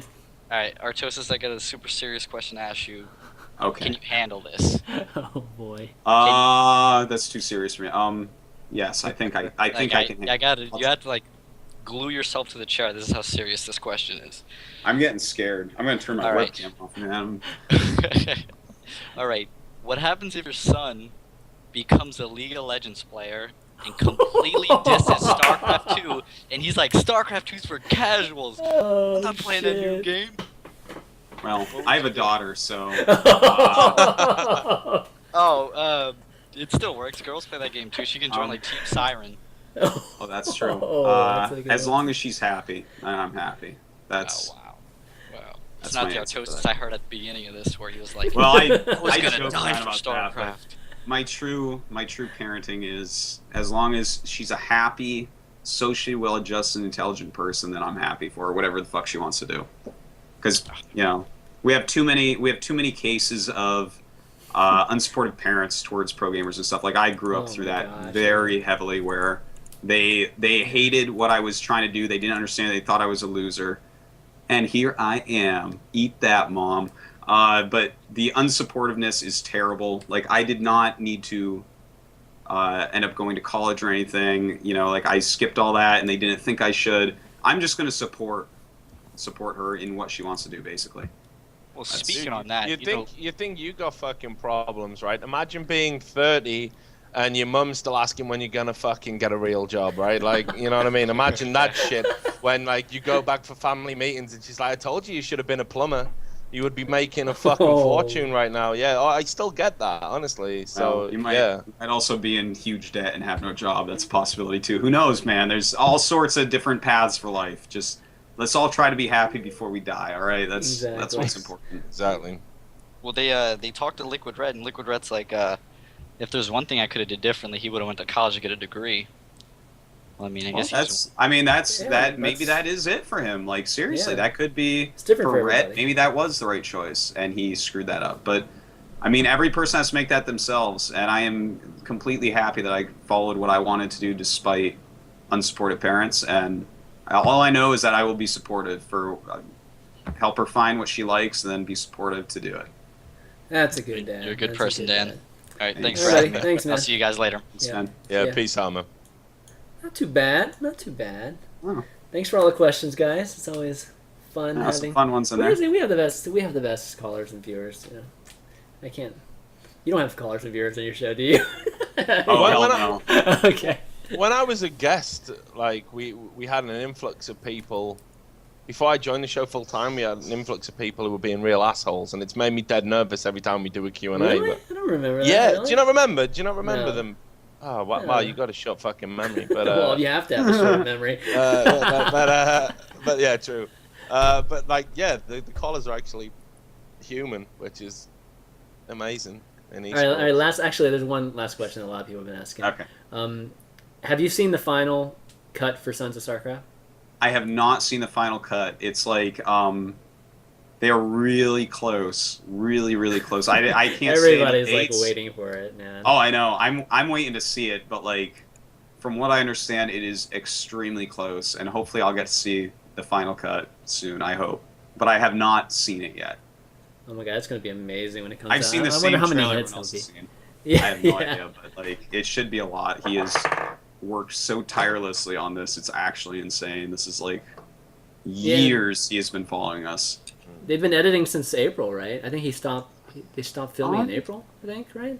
Yeah, the last scene was filmed then, but like they've been editing for longer than that. Oh, okay. Like sure. they've been editing a long time. Like he's actually the first event that Sons of StarCraft was filmed at before it had a name or a real direction was like BlizzCon 2009, I want to say. Oh, Like, or maybe it was 2010. I don't remember. The years are 10, like washed right? together for me, but yeah. it was like 09 or 10 that was like the first piece of footage that they got, and it's like, oh my god, this has been going on forever. Well, it's a good amount of time though. You know, it's like we'll Yeah. see the complete evolution of esports with you guys, so that's pretty awesome, man. Mm. But okay, guys. Well, long show, but well, I guess we'll wrap it up. Dan, it's been awesome, buddy. Yeah, it's been a lot of fun. Thanks for having me. Yeah, absolutely. Do you have any shout outs you want to do? Yeah, of course. My sponsor, TT Esports and iBuyPower, two kick-ass sponsors. Because of them, I'm like shifting more into doing exactly what I want more often, like play a lot and stream and be able to analyze and just kind of have fun with StarCraft. So that's great. So big cheers to them. Yeah, I guess that's it for me. Oh, wait. One other thing. Speaking about branding. Yep. Tasteless has like a new show he calls Tryhard. He's so funny with his names. It's like he's the best name maker. That's really good. That's really it's good. basically him failing or sometimes succeeding at like old ass like Nintendo games and stuff. It's really cool. God. So you can check it out at twitch.tv/tastelesstv.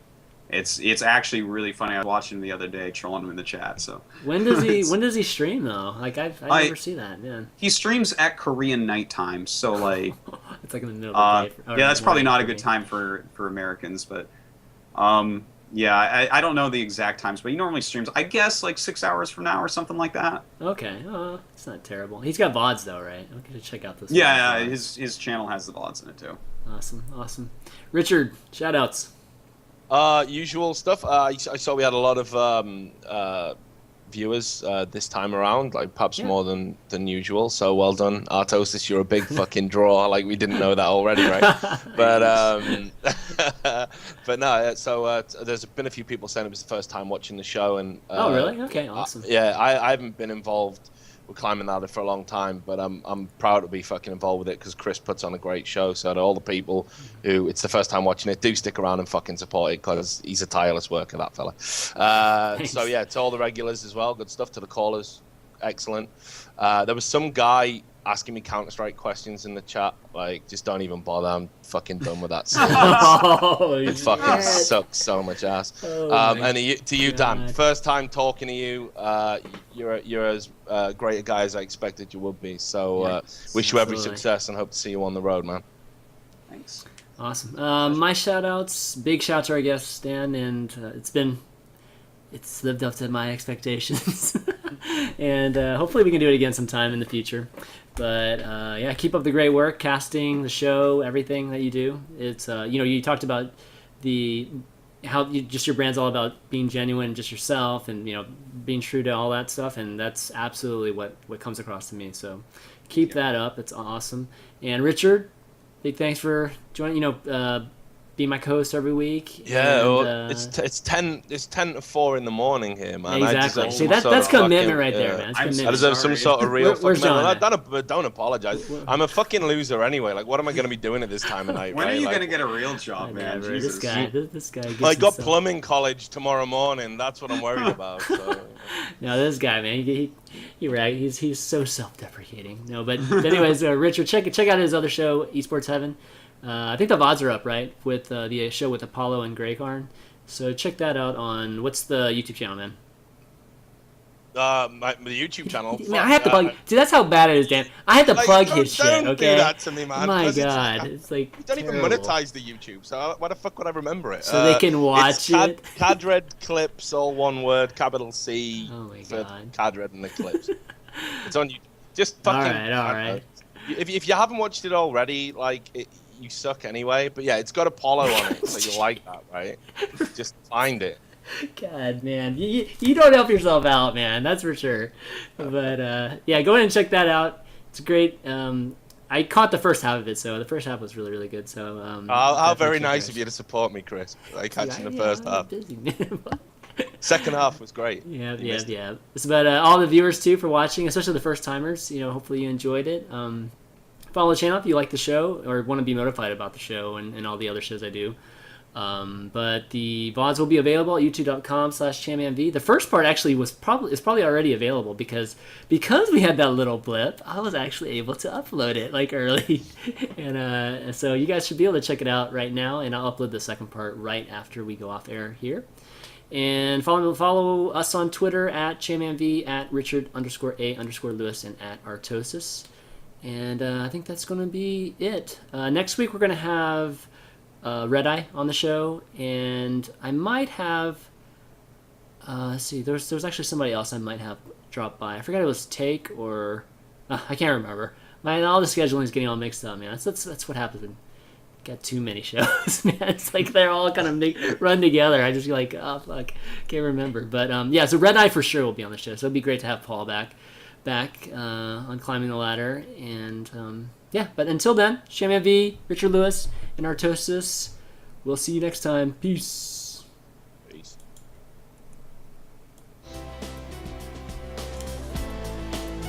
The title's gonna be green.